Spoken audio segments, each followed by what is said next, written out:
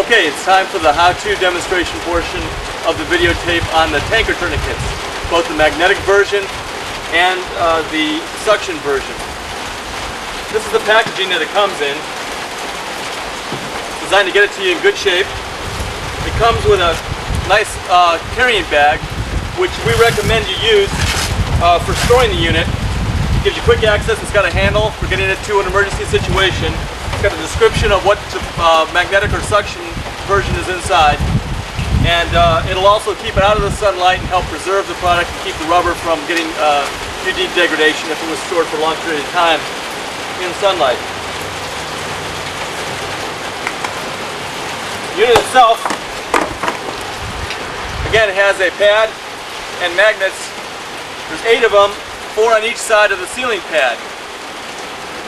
You'll also see that there is an opening here, a nozzle here, where the drum tourniquets had holes, breathing holes. The larger tanker tourniquets have a different system for sealing. Also included inside of here is a pump with a hose attached, which then attaches to this, and I'll show you how that all works. You'll also find inside instruction sheets. Highly recommend that you read the instructions. Although the unit is an easy-to-use unit, nothing's easy the first time for most people, including myself. And the instructions have graphic illustrations as well as step-by-step how to use instructions. There's some other tips in there and other things that you need to know about, so again, I recommend that you read the instructions thoroughly. And with any product, especially for emergency response, practice, practice, practice. Okay, let's set this up for use. The first thing you do when you go to use a tourniquet would be to place the bag on the ground to protect the sealing pad so it won't get dirty or scuffed up. Place the unit down on the ground with the sealing pad down. Attach the tube to the fitting which says vacuum fitting. I don't know if you can see that from here, but it says vacuum fitting here. It's green. The red one says pressure fitting. And you'll find out what that's about as we move along. With the tube attached to the vacuum side and with the tube clamp in its open position. That's closed. That's open. Attach the tube to the tube fitting on the back of the unit.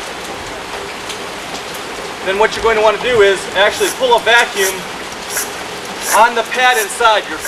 We're sucking the air out of the pad so that it will not be in the way when we go to put it onto the side of a tank.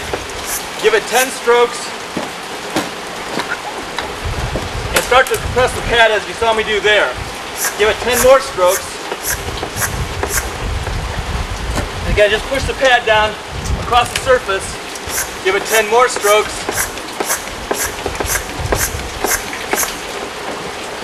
And that makes sure that these magnets are going to be touching the base or the ground. Give it a few more strokes until they're all the way sucked down.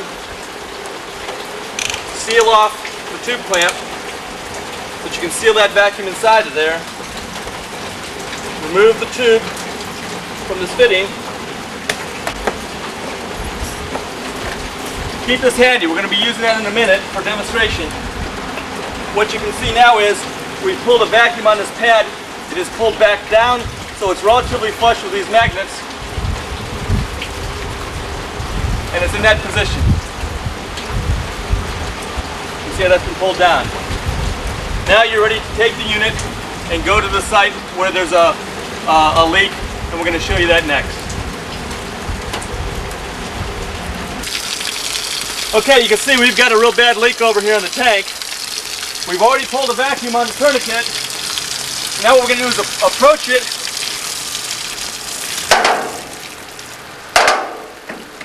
Make sure the magnets are flush on the tank and work your way down.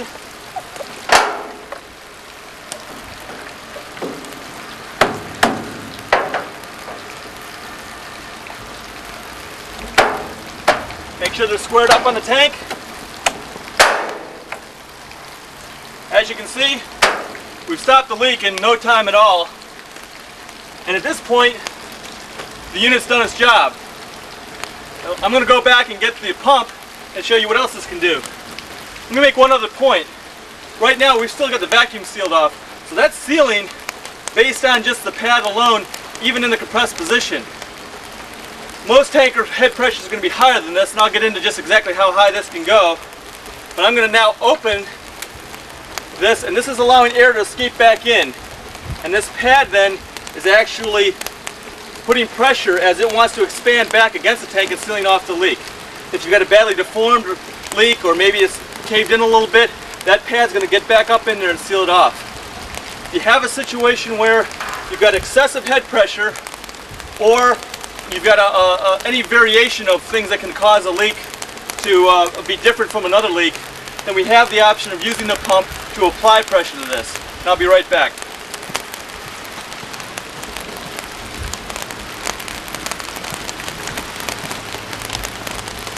The same pump that came with the unit. Now we're going to the pressure fitting side, which is the red side, putting the pump on here, and we're going to give it as much as it takes to pump that up to seal the leak. What could happen is if you have a really bad situation or a high head pressure, you might find a little bit dribbling out the bottom. In that situation, usually a couple of pumps like this will cause the bladder to expand even more and allow you to seal the leak off. Now, how far can you do this?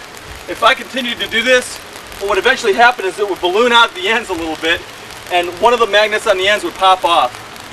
And in that situation, you've gone too far. Then what you should do is remove the pressure, allow the air to escape back out, reseal the magnets that have popped off, and then hit it again. Just don't give it as many strokes as you gave it before, and try and seal the leak off in that position then. So again, the pump you use to pull the vacuum down so it's completely out of the way, so the magnets just fall on like I showed you. And then you can use it as an optional versatile tool for increasing the pressure if that's required.